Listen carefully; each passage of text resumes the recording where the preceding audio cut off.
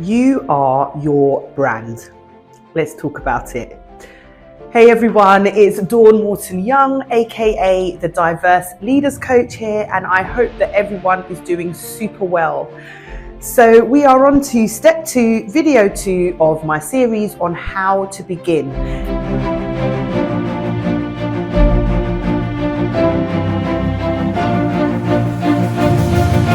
Helping you to start developing your career in 2024 without overwhelm.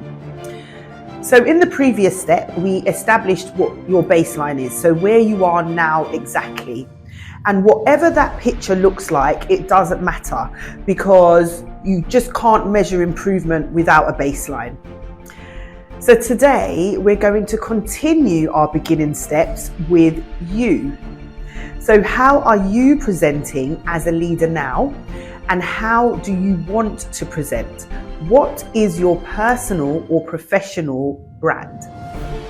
But firstly, I know that some of you are saying a personal brand is for a business owner, an influencer, a celebrity. Well, let me ask you something. The CEO or the managing director of your current organization, do they have a certain way that they dress, a way that they speak, a way that they treat others around them, a way that they approach and deal with work-related pressure or conflict? That is their brand.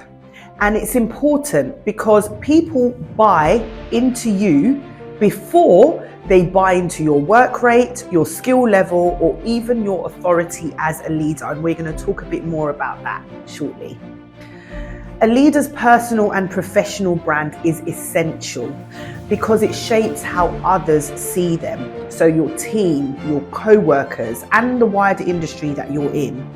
A strong personal or professional brand builds trust and respect, which are both really important for effective leadership, but also majorly important if you are looking to climb the ladder in your career.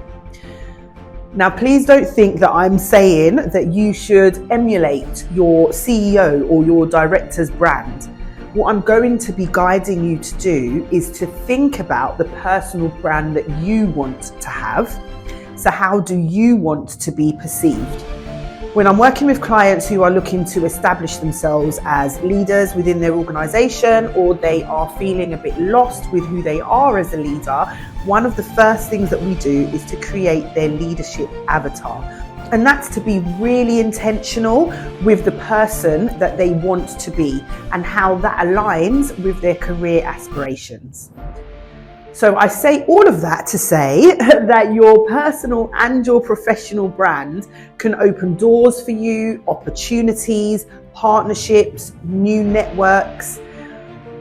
So let's talk about how you can begin with developing and leveling up your personal brand. And you may want to get a pen and paper so that you can take a couple of notes. So, the first area that I'm going to speak about, which may not be a surprise, is appearance. Dawn Davis once said, "You are your brand, so brand yourself beautifully." A leader who feels comfortable and confident in how they look makes those around them also feel comfortable and confident. Think about what you want your colleagues, your customers, and your bosses to see when you walk into a room. And yet we can include things like accessories and footwear, whatever gender you are, as that picture. What would be suitable for a work environment that makes you feel good about yourself? Then ask yourself what they see now. Is this what you would ideally like them to see? Then think about what is stopping you from presenting in your ideal way and consider 1 or 2 ways that you can get closer to the visual that you would like to present in your workplace.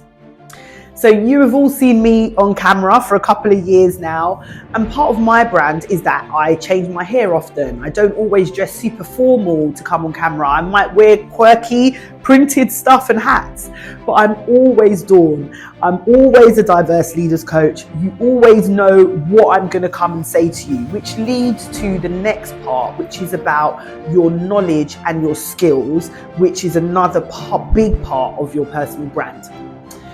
So thought leadership and expertise, they are also key to your professional brand. When people see you, do they know that you know what you are doing, and how?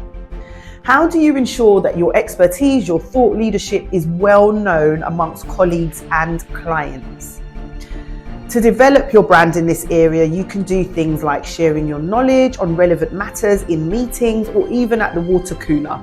You can also start building your expert brand through writing blogs, articles, which you can share on social media, or you can ask to write something for your company intranet that is relevant to what's going on in the current industry. Finally, and probably the most important after the other two that we've spoken about in terms of building your brand, is being authentic and having emotional intelligence. So another quote that I really love by Garrison Wynn is, people buy from people they trust, and they trust people they like. So you may not be selling products when you're looking at progressing your career, but you are selling yourself, and you are hoping that your organization buys you through new opportunities, promotions, and pay rises.